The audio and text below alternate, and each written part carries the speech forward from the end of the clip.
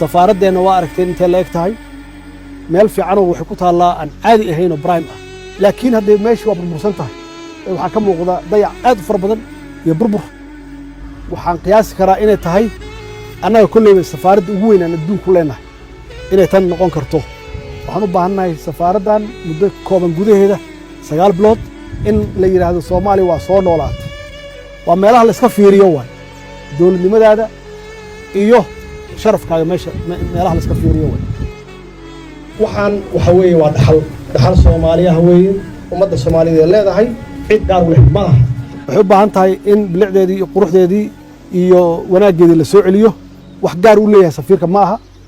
wax aniga aan leeyahay ma aha waa wax naga haraaya oo jiilka soo socda dhaxal u ah waay maxaa yeelay anaga waan looga tegi marka haddii dadkii hore aysan shaqayn lahayn meeshaas kuma ooli lahayn markaan ka wada shaqaynno inaan karaamadeenni iyo sharafkeennii aan soo wada ceshanno qof walbana karaankiisa intii tabartiisu tahay uu ka shaqeeyo burbu waa soo aragnay dhib badan waa soo aragnay qax waa soo aragnay dowlad la'aan waa soo aragnay safaarad la'aan waa soo aragnay